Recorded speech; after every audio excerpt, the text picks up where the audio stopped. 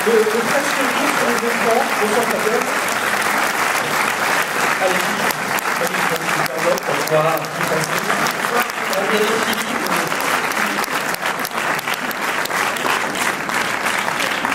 merci d'être avec nous pour cette première date, en fait. Oui, c'est la première date. Ça fait plaisir parce que quand on fait les présentations du au départ, mais là, on a le résultat. Alors, Les jetons, ça fait chaud au cœur. Et ça va? Ouais, ça va. Ouais. Bon, on vous connaît, je préfère le CV, on est content de vous recevoir tous les quatre ce soir. Bon, Vanina n'est pas là, c'était l'ambiance sonore qui lui plaisait pas, c'est ça? C'est ça? Ouais. Elle arrive demain, mais elle a été courageuse parce qu'elle est tombée plein de fois pour le rôle. Ouais. Et elle a eu même goûté le Minerve, etc. Donc elle mérite une ovation, même si elle n'est pas là. Allez, on l'a fait.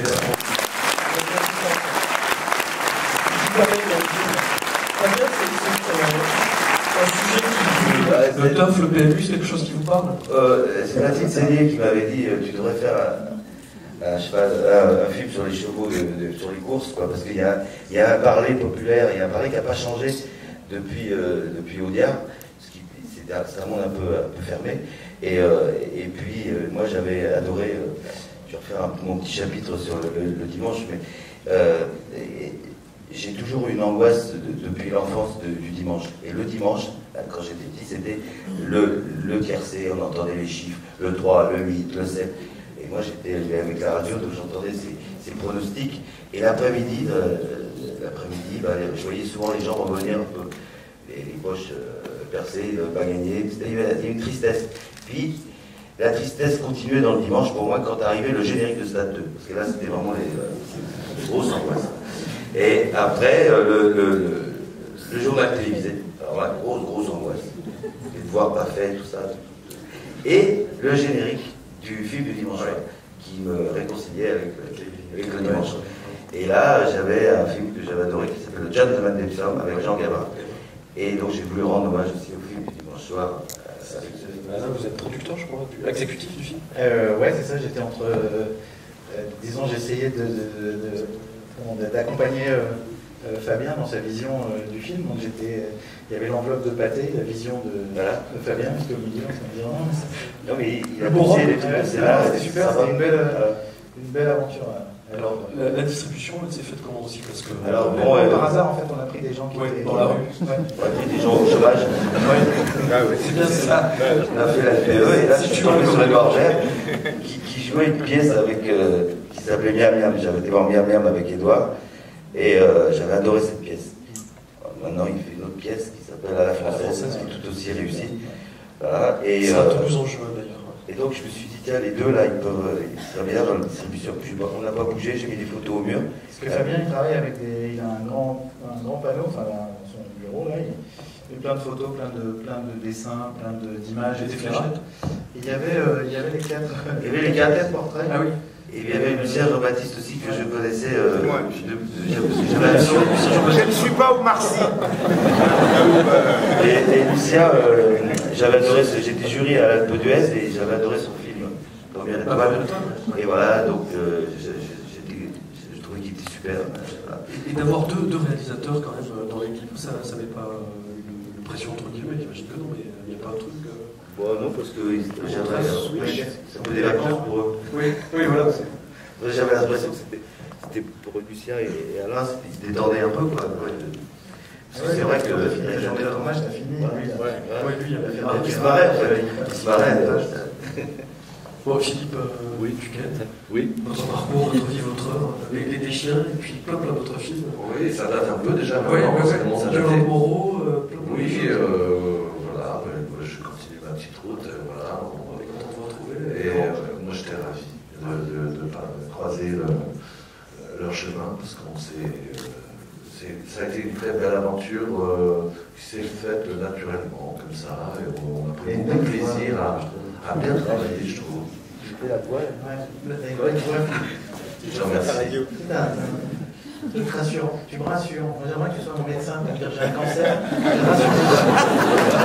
Je me dirais, faut le dire peut-être, ça peut. Ah non, c'est peut-être parce qu'en ce moment je chante, alors ça me.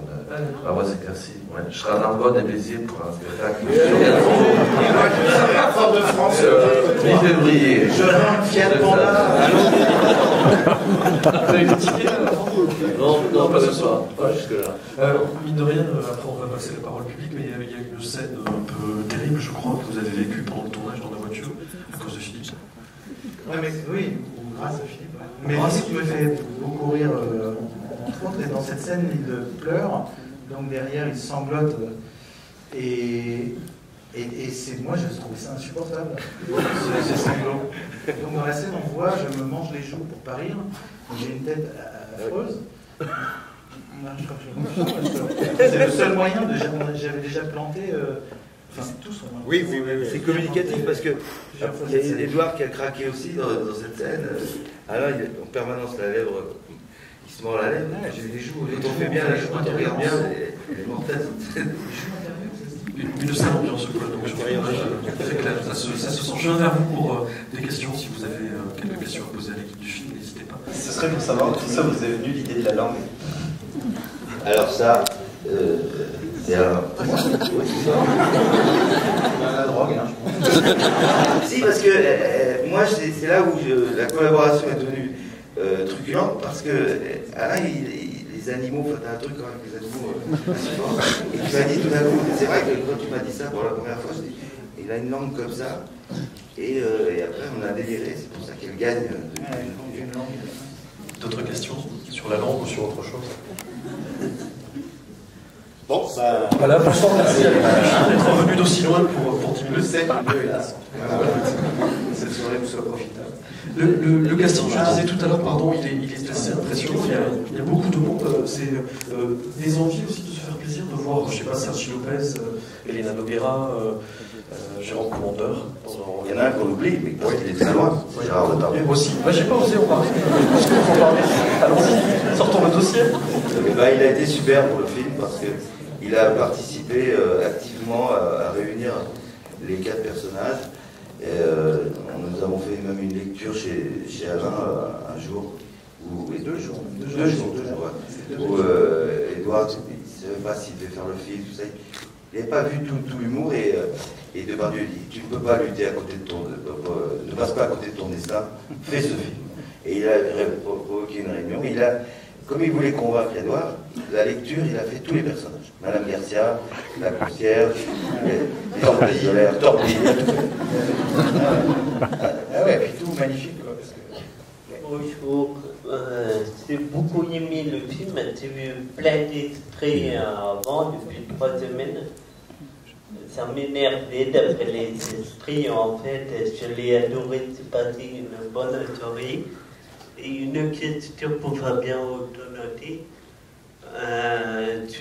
Sur Robin, on a entendu parler depuis 3 ans de vous, et à un moment, on a cru que Benicio, il nous racontait des conneries. Et je voudrais savoir, est-ce qu'il dormait pendant l'écriture? Oui. Et pendant le tournage, est-ce que vous avez des anecdotes de lui? Et je ne l'ai pas reconnu, pareil, il a fait une scène, mais je ne l'ai pas reconnu. On le voit saluer, on le voit saluer Depardieu à la course finale, mais c'est vrai qu'il a été, c'est lui qui a été un peu le détonateur. Un soir, il m'a dit, c'est sur les chiffres, il me dit, c'est toujours dérisoire, les mecs ont des tuyaux. Il m'a joué un personnage des courses, il m'a tellement amusé, j'ai dit, bah, viens écrire avec nous.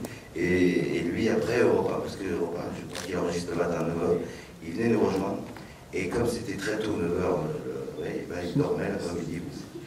Mais il se réveille vers 17h, il a des fulgurances. C'est quelqu'un de très très drôle. En tout cas, à 78 ans, je crois, je signe pour être comme ça. Parce que le mec, il est quand même fort. Il est tous les soirs dehors, je vois pas que de l'eau.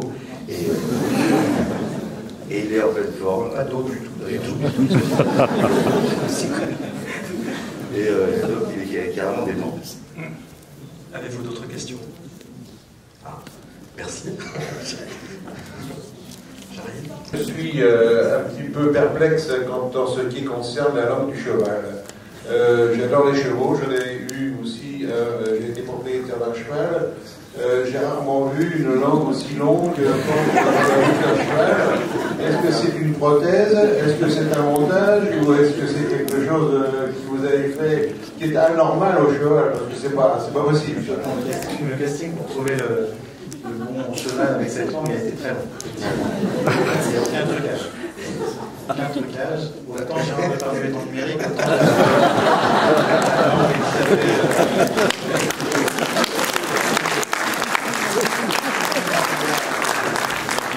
Non mais bon, faut qu'on dévoile. Il y a quand même avec le numérique, il y a la possibilité de sortir une langue assez longue. Parce qu'au départ, on avait une langue qui n'était pas numérique, mais qui était toute pourrie, en plastique. Et là, ça ne le faisait pas du tout. Alors on est... Elle n'arrêtait pas de mâcher. Ouais, ça nous gênait de voir ce cheval. Il n'était pas agréable à voir. Elle n'était pas heureuse avec lui. Non, on a arrêté le système de l'emprisonner avec un bout de plastique. Et on a dit on fera ça après en studio. Donc ça aurait pu s'appeler la langue, en fait, tout simplement. Ouais. Visiblement, ça fait parler. C'est vrai. Là, on est dans la finale. D'autres questions, peut-être? Oh là là, monsieur, on vous écoute. La Fugo, vous l'avez trouvé Dans la fin casting aussi. Mais c'était un souvenir, j'avais le souvenir de ce genre de voiture. Il y a des collectionneurs de Fugo. Et là, on l'a trouvé chez un collectionneur. Mais merci, parce que pourquoi cette obsession de Fuego? Parce qu'on a parlé. Ouais, je voulais absolument cette voiture. Ouais. Parce que, en fait, j'imaginais. Bon, il y a un culte autour de la Fuego, je me suis rendu compte. Il y a un culte, ouais. Il y en a, il y a des mecs qui repèrent ce genre de truc. Et en fait, j'aime bien faire ça, donc j'ai imaginé le visuel. C'était la voiture avec la petite caravane pour mettre le cheval, et l'ensemble m'amusait. Fuego, c'est l'ensemble qui m'amusait. Après, j'aime bien l'idée qu'elle ait appartenu aussi à Herbert Léonard. Monsieur, vous êtes dans le casting Bonsoir. aussi. Bonsoir, monsieur. J'ai Serge Baptiste, j'ai connu Alain Chabat, je l'ai suivi. Voilà, c'est pour ça que vous êtes bien. Alors, les nuls c'est fini Ah, merde. Bon, pardon, enchaînons, comme je suis ce vieil esclavagiste. enchaînant,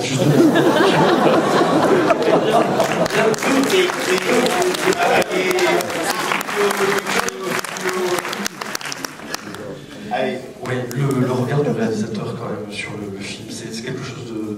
On arrive à s'en débarrasser, j'en parle pas. Ah oui, mais c'est ce qu'on disait tout à l'heure, c'est un vrai plaisir d'être sur un film et d'être presque en vacances, c'est-à-dire d'être dans cette peau d'acteur et d'être une espèce de pâte à modeler pour Fabien Tonneté, c'est ça. Et vraiment, c'est un vrai plaisir. Et le but du jeu, c'est absolument pas de se mettre dans une position de réalisateur, au contraire, c'est d'être là, prêt à tout donner et voilà, donc je me mets absolument pas en position de réalisateur. Le plaisir, il est là. Si je dois commencer à me prendre la tête, le plan, le machin, le bidule, là, ben non, je sors de mon personnage. Non, moi je suis fortuné, j'aime les maisons Ikea, et voilà. Non, il est là mon plaisir. Il est là.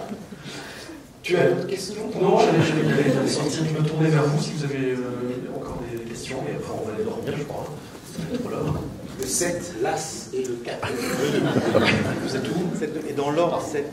Maintenant, vous pouvez me remercier. Moi, je voudrais demander aux acteurs s'ils pourraient nous refaire le bruit du cheval. Et alors, non. Ah, c'était du numérique aussi. C'était en numérique. Non, mais en plus, moi, Pierre, moi, j'ai aussi comme moi, celui qui le fait très bien. Non, mais franchement, moi, c'est toi qui m'as doublé. Ah ouais.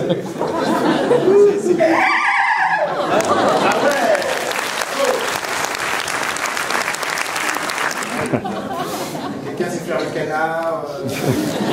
On s'ennuie pas, hein. Non, mais la première, c'est plus ce que c'était. Le turf, vous y êtes mis là, tous après, vous êtes des joueurs, vous êtes devenus accros ou pas? Non. Même pour vraiment. Moi, non. Bon, d'accord. C'était juste pour faire de l'argent, d'accord. Bonsoir. Par contre, effectivement, dimanche, le tuyau d'Alain est bon. On peut le répéter. C'est le prix d'Amérique. Le 7 de As. D'accord. Merci à vous. Bon, je ne connais pas les noms des chevaux. Mais cette As, d'accord. Merci pour votre attention. Ah, encore une? La dernière? Allez, là. Combien de temps vous avez mis pour le réaliser à peu près?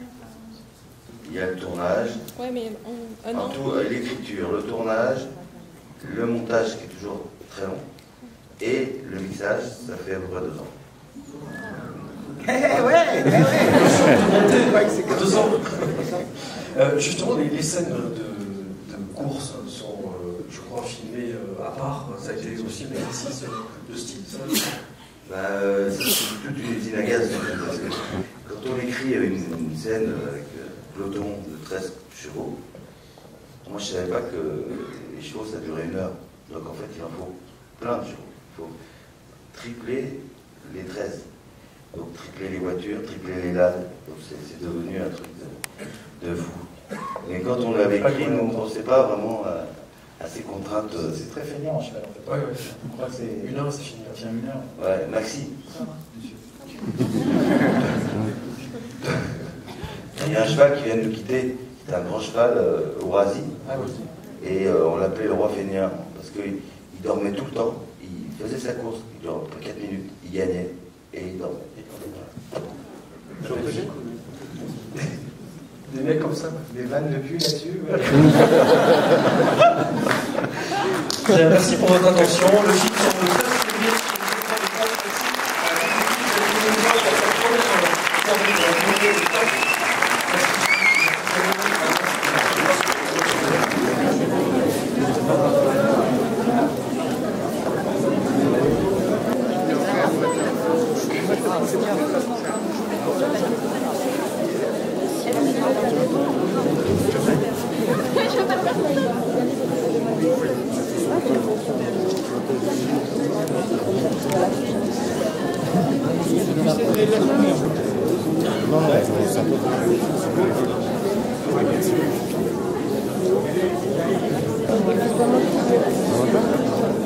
Vraiment qu'il est